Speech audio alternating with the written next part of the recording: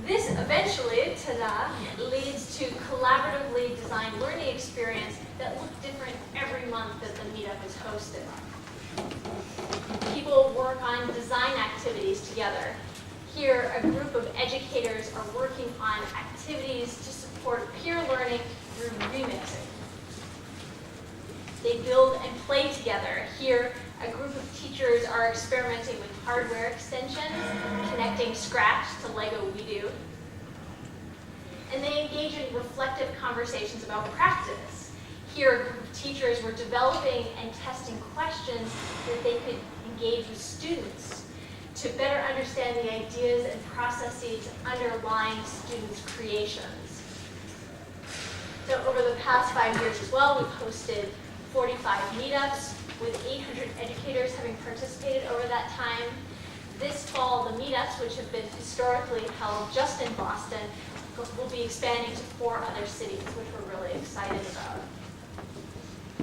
So we liked the online community, we loved the meetups. The third experiment aimed to combine sort of the best of both these worlds. We really liked the broad reach of the network-based interactions in the Scratch Ed online community, and we loved the power, obviously, of learning by doing, of experiencing constructionist approaches in the meetups. So with funding from Google, the third design experiment, I built an online what we call workshop using Google Course Builder. It's a MOOC platform. Participants could engage in a range of activities. We had readings and discussions about constructionism. You could learn more about the tool, about Scratch, through semi-structured and open-ended design activities. And participants maintained design journals, reflective digital design journals. And finally, participants were invited to engage in the construction of an open-ended project, not necessarily a Scratch project. It could be curricular resources, it could be some sort of action campaign within their community, anything in support of their practice. So that 6-week course was hosted last summer with 2,100 people enrolling. Over that time, lots of Scratch projects were created, forum posts were generated, and reflective journals were maintained. That's just to give you a landscape of the activities. I wanted to spend some time talking about the puzzles or tensions that emerge from these projects. You know, what made this design work interesting and challenging and fun and keeps me up at night? So I wanted to share some of these struggles today. I talked about more of them in the paper, but I wanted to just briefly touch on 3 of them. So first is the tension between the abstract and the concrete, the tension between ahead-of-time needs and just-in-time needs, and finally the tension between the participation of newcomers and the participation of old-timers. This is borrowing some language from situated learning literature. So the first puzzle is the balance between the abstract and the concrete. I was at the Scratch conference at MIT, which was hosted 2 weeks ago, or the week before last, and a teacher said to me, I feel like I'm on a seesaw. I want to support powerful learning environments, but I keep getting bogged down by feeling like I don't know enough about Scratch. And I found the image of the seesaw really powerful, really compelling. I think it's at the heart of concerns about technocentrism. So you don't want to be thinking too concretely, too limitedly about just the tool, but you can't really engage in thinking too abstractly just about the learning in absence of a concrete situation. It's really an interplay. You need to find a balance. And in all of the experiments, we really struggled with trying to find this balance, how to help teachers not get bogged down in knowing everything about Scratch. A big part of this, the way we worked through this, was through reflective work. So at meetups, we would collectively decide on reflective prompts to work through and discuss as a whole group. As I mentioned, in the online workshop, participants documented their evolving thinking in digital design journals. I'm always struggling with supporting this balance between the details of the tool and the aspirations for learning. My second puzzle or problem is how to support teachers when they need it. So teachers often confess to me that they're terrified of this moment. They are going to have students work on a big self student is going to run into some intractable problem.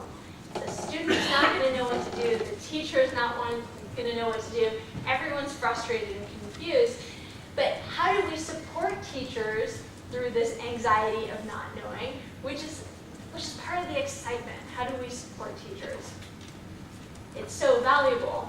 And part of that value is acknowledged by the teachers and young learners themselves. So as part of my work, I do a fair number of site visits, and I love this as a visual metaphor. One young learner I interacted with described typical school learning as a straight line. You start, you follow the steps, you end. And she compared the typical school learning experience with her design experiences, the types of things that she had been doing in the classroom from scratch. This was the visual that she sketched for me. It starts out really messy. You go forward, you go back, you might stop, you might take a break. I don't actually see a discontinuity in that, so I'm not sure where the break is, but hopefully you get there, which I thought was so beautiful. So how do you help support students? How do you help teachers support students without reverting to the straight line approach? This is often a tendency in curriculum materials that we'll just do step by step by step by step, and we all have something created, but we all have created the exact same thing. How do you support teachers in the moment? So some of our approaches in the online community, we have discussion forums for just-in-time help, but teachers started their own models as well. So some teachers started a support hashtag on Twitter so they could find people in real time. They also started using group chat on Skype, just for instantaneous support and feedback. And underlying this is just the inherent isolation of teaching. So how do we minimize that? How do we better connect teachers with each other? So my last puzzle, also with this image with it, is how to support the participation of both newcomers and the old-timers. In my conversations with meetup participants, one teacher used the aphorism, "a rising tide lifts all boats," to describe the value of mixing newcomers and old-timers. So if you have someone with greater expertise, everyone benefits from it. I've been really inspired to see how individuals' participation have evolved over time, being supported by and then supporting others. Just as one example, this is Rosemary. Rosemary's in the middle. She's attended almost every single one of the 45 meetups. And when she first started, she was just terrified. She lacked confidence in her abilities and her approach, despite having taught for more than 30 years in the high school classroom. Over time, she built up confidence and became the caretaker of newcomers.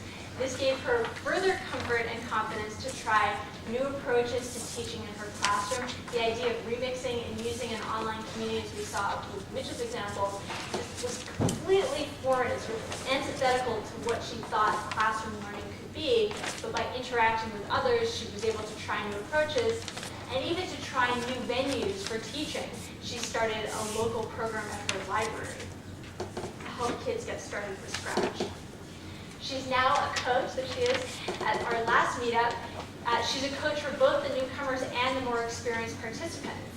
And so the puzzle for me is how to best support this type of trajectory. How do we ensure ongoing support for newcomers and the more experienced people? How do we help Rosemary further progress and develop? So those are just a few examples of the particular puzzles that I negotiate. And I thought we could use our remaining time to chat with each other. So how do we not succumb to technocentrism? How do we get constructionism out into the world even further? How do we support learners, both the teachers and the young learners they support? So my suggestion or my thought is that we take 5 minutes with our neighbors. So like maybe you turn around, say hi to your neighbor, talk about these questions, and then we'll come back together as a whole group. Sound okay? Yeah. Okay. Let's try it. So I'll put neighbor. You can. I will leave it to you if you want to do two or more. Okay. And there'll be a timer for 5 minutes with neighbors, and then we'll get back together.